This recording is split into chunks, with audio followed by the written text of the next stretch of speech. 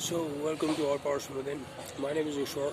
I help people expand their consciousness and accomplish any goal beyond their wildest dreams.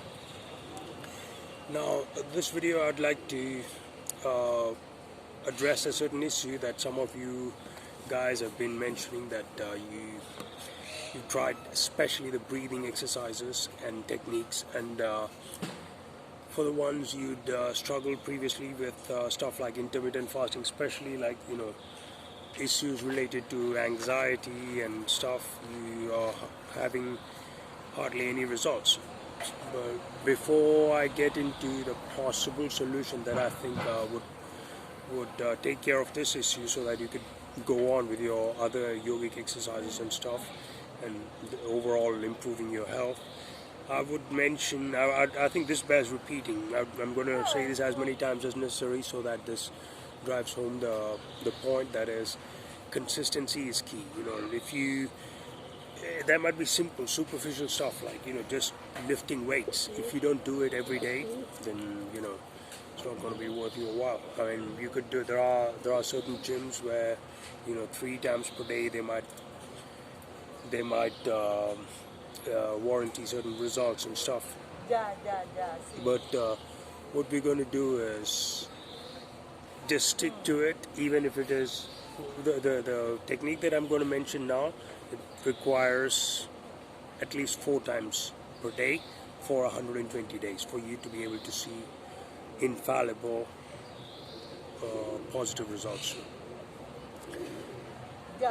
There have been cases where you mentioned, because of sinus issues and other things, that you are unable to breathe through your nostrils, which is understandable, and this technique will definitely in the due course help you, and maybe even completely get rid of the sinus issues. However, at the beginning, if you aren't able to take even a tiny little bit of oxygen or a little bit of air through your nose, through your nostrils, any of them, then to be honest with you, this technique won't be effective. There's other techniques. You can find out what the alternative nostril one of the first exercises that I've shared, and there's a lot more. There's one where you need to cover your eyes and nostrils and then breathe in and hum out through.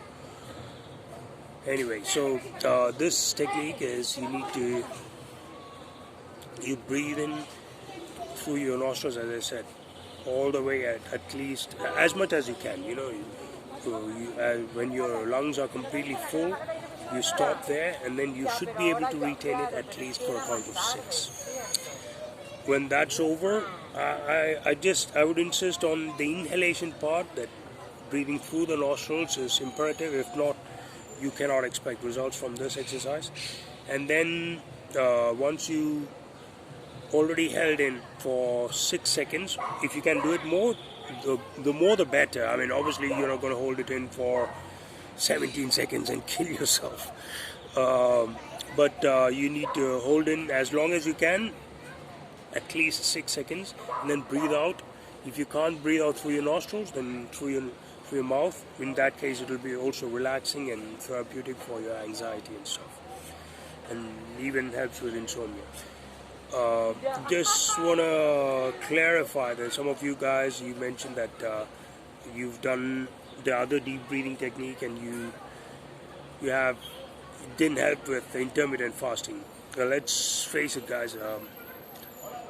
The amount of oxygen definitely helps you with your energy levels, and in some cases it's not exactly that it is reducing your appetite. It's just your stress level, your anxiety level goes down, and therefore you don't binge eat. Okay, it's a whole different story.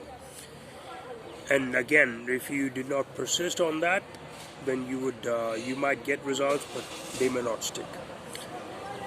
So if I could just go on and on about how important this is to be consistent, and how certain exercises are more effective, but I'd rather you stick with this. You have to do 5 cycles, breathe all the way in, hold it, breathe out completely 5 times, and 5 cycles 4 times a day. That means 20 cycles on the whole, every day for 120 days. Okay, so share it with people you care about, and like and subscribe, and Talk to you soon. God bless.